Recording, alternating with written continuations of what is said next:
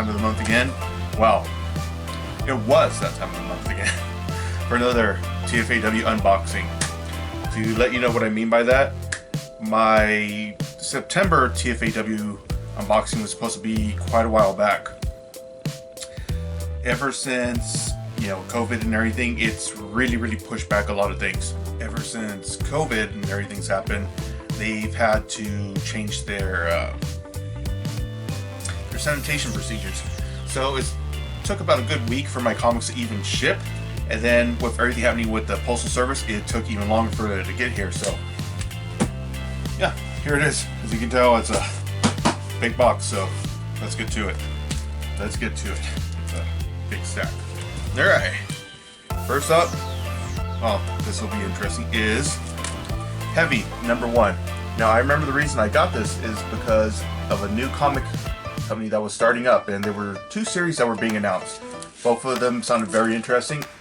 Unfortunately, the other title, 100 Wolves, wound up getting canceled because of some comments that the creator had made. Now, unfortunately for that, also is it got a lot of critical reviews, like from all the previews that were released in advanced copies. Everyone said it was incredibly well written, it was good, but they severed ties with them. So I was supposed to get another comic, 100 Wolves, wound up not coming in, but the other comic by the same company, not by the same person, Heavy #1, it got released, and it also got good reviews. So check this out later. And you're going to notice in this whole stack, a lot of it are a bunch of indie companies. I like to always give indie companies a shot, so let's see what they have to offer. Okay, next up from Action Lab is Miranda and the Maelstrom #1. I don't know why I got this one, but I thought the cover looked cool as hell. It looked a lot like Starfire, and the animation reminded me, a lot of, well, not the animation, it reminded me of animated Starfire. And the color scheme had kind of a 70s vibe to it. And next up is Department of Truth. Now, I can't remember if I got this because it was Scott Snyder. Actually, let's look. Let's see who the writer is. Because I remember this series. No, James Tynion IV. I remember why I thought of Scott Snyder. Someone who worked on Batman.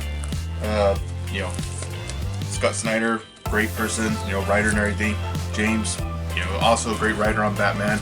They both had remarkable runs, and I remember James had a background, I believe, with the government and FBI, so that was really good for Batman and the detective aspect of him.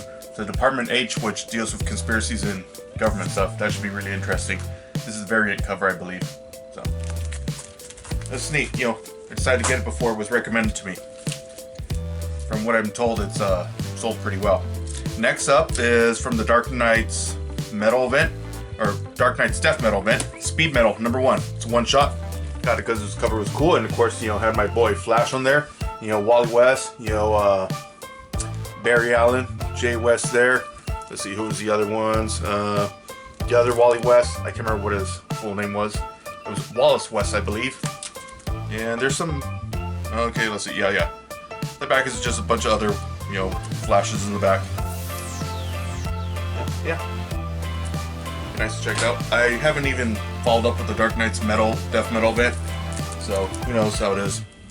Next up, I remember the last video I talked about all these one-shots that had to do with different conspiracy theories, and this one company, Zenoscope. I always see them at WonderCon, Comic-Con, San Diego Comic-Con, and they always give away free comics, and they always have non-mainstream comic stuff, not superhero stuff usually. So this one's Planet X, talking about a possible, planet out there that's been discovered and been hidden away. I got the variant cover because, look at it. That cover's freaking badass. They might as well just call the planet Metal X. Yeah, looks pretty cool. I'm gonna read that too for one shot, so that would be interesting. As they said, Zenoscope, smaller publishing company. Probably not even 3rd or 4th place. Probably Marvel or DC's top. Next, it'd easily be Image, and after that, probably be maybe Dark Horse, IDW, Boom. They're all kind of floating around. Not sure. Like I know Dark Horse spends a lot on licensing, and so does Boom probably. I don't know how far some of the others go. So let's see. Next up, Commanders in Crisis from Image Comics, and I got it because Steve Orlando. I love Steve Orlando's work on Midnighter, and I can't remember what else he did. I think it was Batgirl, if I recall. Maybe something else, or Black Canary. I maybe mixed up a few titles, but you know, I always was a fan of his work and everything. So I tend to follow writers around a lot less than artists. I don't follow characters that much. I usually go where the talent is. Because a good writer will make you love a character even if you don't care for the character. It's how I first got into Thor, because of Jason Aaron. Alright, next up, Book 2, Black Labels, or DC's Black Label, Batman 3 Jokers. Interestingly enough, I believe issue 3 just came out. So that's going to come in my next shipment for October. Well, not October, November. As I'm filming this, it is the last day of October. But you know. It's a little late. Next up, from Nightfall Vault Publishing, The Automol #1. Now, I don't know why I got this one, but as I said, I like to give a shot to different companies, you know, especially if I've never heard of them before, or different writers, you know, check them out. Figure boost their sales a little bit, make sure they have an issue 2, 3, then I can check it out, maybe do a review. It gives it a little bit more of attention, so I check this one out too. I know I always say that, and I'm really far behind, but as you notice, I've been putting a lot more content up lately. Next up is The Possess, #1 of 2, and #2 of 2. I wound up getting both of them, you know, pretty quickly. And I can't remember what this one's from, but this is Steve Niles, and both of the covers look interesting. So I'm gonna have to look this up, see what it's about. But either way, I got both issues together, complete set. Another title in the DC Black Label is Rorschach, #1. You know, I like this little variant cover. Had a very neat, like, 70s noir vibe, detective stuff. You know, it's kind of cool. 2 more issues. Now, Sabrina the Teenage Witch, #3 of 5. And I thought this cover was really cool. Has a nice little 60s vibe to it. It reminds me of those old school blacklight posters you can always get, or things advertising like Jimi Hendrix, or you know, Joni Mitchell or something. It's always pretty cool. 2 more comics left. Stillwater #1. And I got this, of course, because I've met the writer before, Chip Zdarsky. You know, I'm a fan of his. He's done a lot of, you know, comics I've collected. He was one of the first people I met at San Diego Comic-Con. Incredibly nice. He's also done that Rick sketch that you sometimes see in the background. I don't think I have it behind me. No, it's on another wall, but it was pretty cool.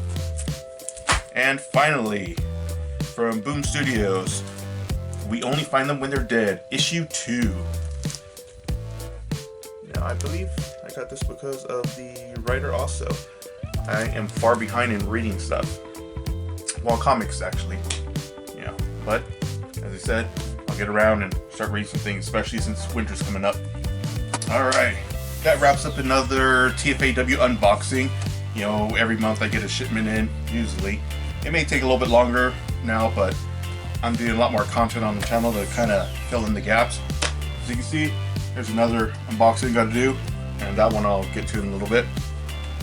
So anyways, if you like this video, make sure to check out my other ones for TFAW, Things from Another World.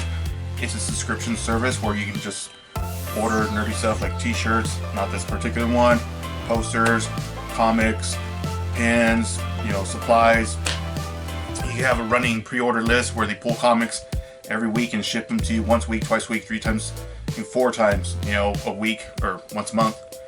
And you can just have all your stuff sent to you without having to go to comic shop, travel real far. My closest comic shop is about 40 minutes away, and I really can't go once a week. And there's always a chance that whatever I want is sold out. And it's really great now with everything happening where lockdowns and stuff, so, you know, if you get a chance, go through them. It's a great way to have regular stuff come in, and it feels nice to have the package open once a month. So, like this video, let me know what you thought. You know, make sure you like, share, subscribe, and catch you later. Okay, bye.